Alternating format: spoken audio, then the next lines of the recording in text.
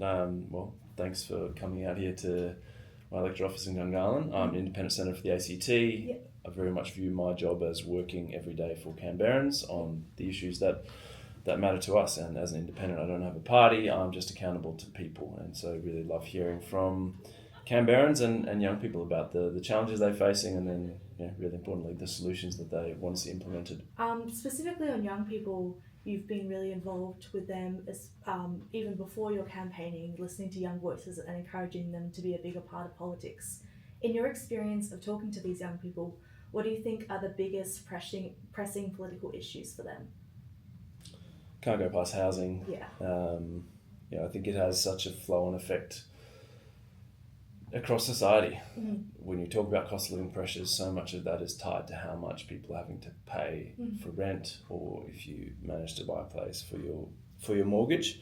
So I think that is a big concern. Then other things like climate, the future of work with AI. I think there's all these big issues that really stem from a lack of long-term thinking and political leadership. Yeah. I think that leads to, from what I've seen, a real level of frustration, going into cynicism about politics, where unfortunately a lot of young people kind of think, well, it's not really working for us, so what's the point? A lot of the engagement my team and I do is really trying to work with young people on the problems and on the solutions, and really saying we need young voices in this space, in politics, and we need to be listening to young people more as politicians. One thing also, ANU really prides itself on having a very culturally diverse campus, which really enriches our community.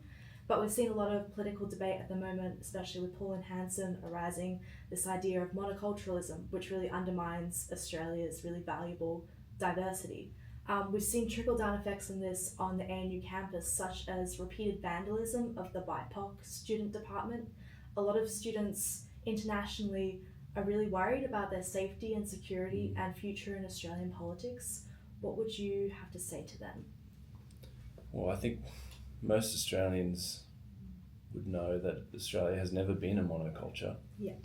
We're home to the oldest living cultures in the world, hundreds of different language groups, and we never will be a monoculture. And I really see this sort of tragic fear-mongering and political opportunism preying on what are, I think, very valid concerns around things like housing, around having no plan as a country when it comes to migration population.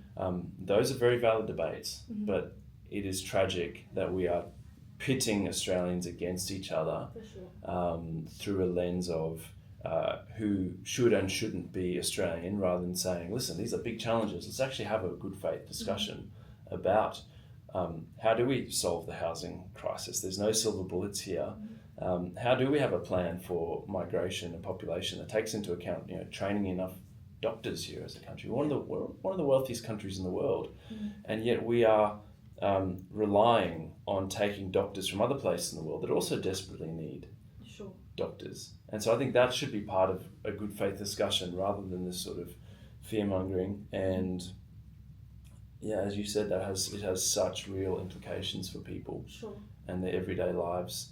And that's on all of us to actually try and create a country where people do feel like they can be who they are and really contribute to society.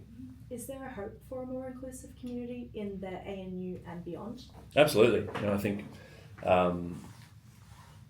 it's hard to hate people up close when you actually get to know people from different backgrounds. I'm a first generation migrant. I'm so grateful for the opportunities this country has given me. But talking to, I moved from Zimbabwe as a 14-year-old, talking to black Zimbabweans who also moved at a similar time, similar age. They've had a vastly different experience in Australia. And so I think we have to recognise that there is still a long way to go to getting to the point where we can simply judge people based on their character and their contribution, rather than where they're from, what they look like, or how they speak. You did a lot of work, especially last year, following ANU's restructuring, and were a very active voice as an independent long before the rest of the government kind of chimed in to say this is not okay, how many jobs and courses they're cutting at the ANU.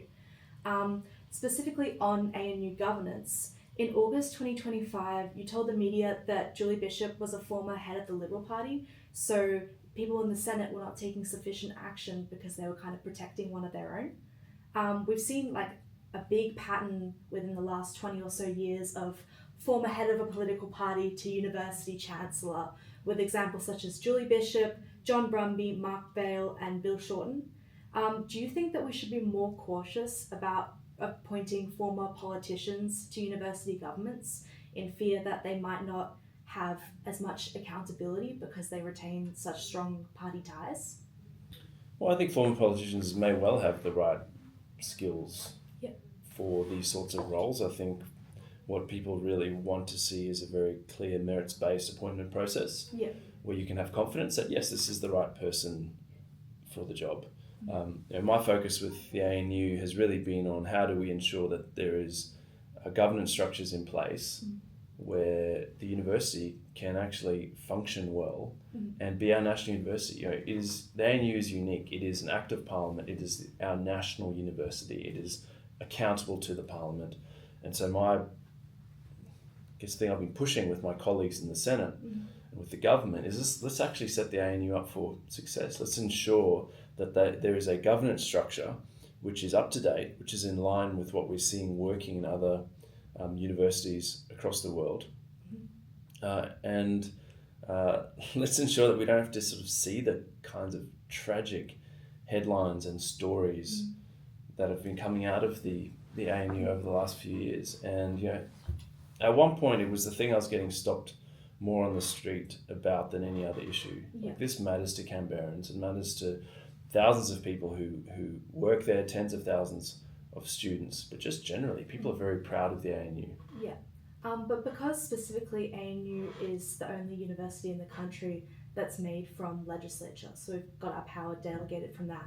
We have the Minister of Education actually appointing the people on the council, and the people on the council are accountable to the politicians, but there's a bit of a worry that there could be some crossover. Like, if you come from those people and you're really close to those people, will you necessarily be held to account in the same stead as another person? Do you think that's a concern? I think the bigger concern with governance at the ANU is the way that it's been working. You've got the Chancellor and then you've got the Council, and the Chancellor has been sitting on the committee that recommends who the appointed council members are. Yeah. And clearly there's an opportunity there to put people on council who align with you and are potentially not going to provide the kind of robust debate and pushback that you'd expect on a council. Yeah. And I think that is a far more significant issue. In terms of governance, you need the right people with the right skills on council.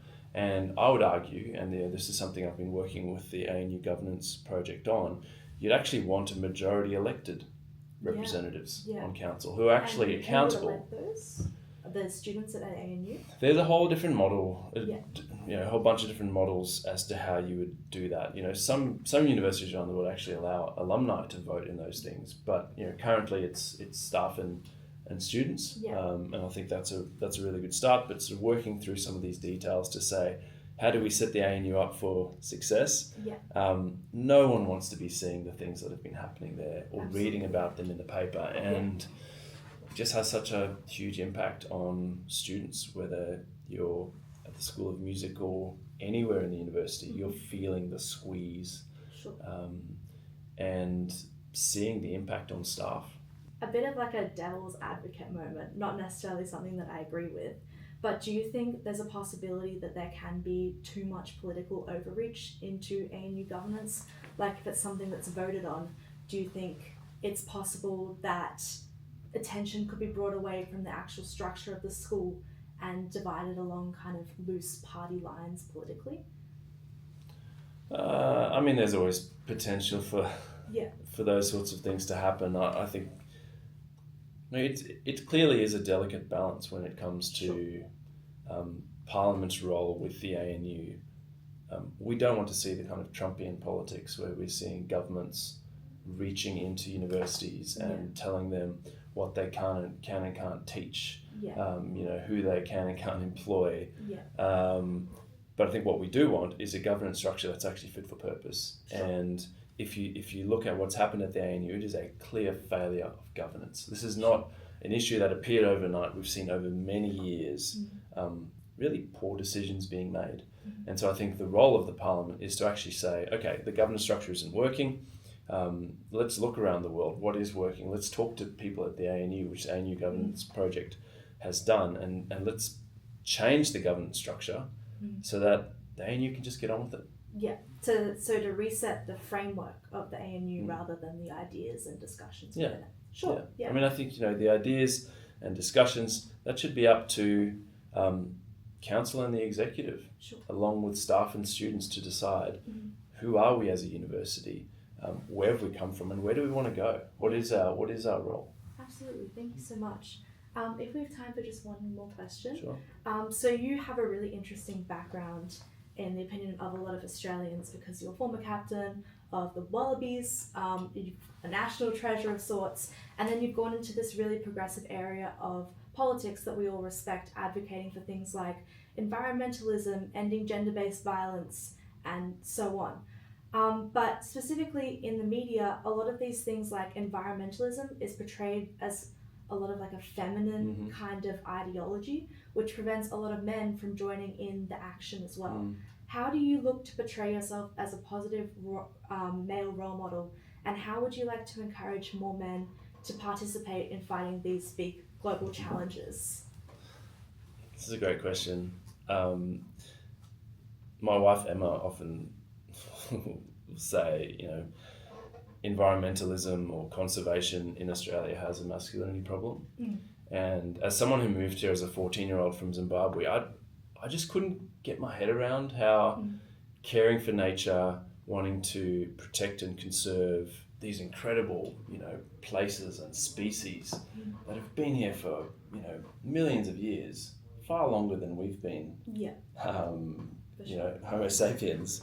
How is that somehow some sort of greeny, lefty thing? Surely that should cut across politics. And as a kid growing up, I grew up on a farm in Zimbabwe, loved nature, and some of my heroes were game rangers, conservationists, really, manly men, and people who I learned later on in life, their politics was deeply conservative, deeply conservative, some of them, and yet dedicated their entire lives to conservation.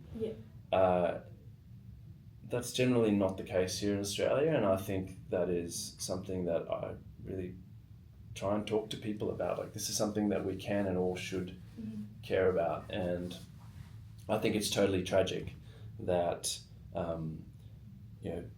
the coalition who consider themselves conservative don't want to actually conserve our natural environment. What is more conservative than wanting to conserve the very systems that give us life? So it's something I try and talk about a lot in the Senate. We've got to start making decisions like we plan to be here for a long time. Currently we're making very short-term decisions, and all of us can see that is catching up with us very quickly. Sure. Yeah. Thank you very much for this interview. Thank you so much. Thanks for coming out here.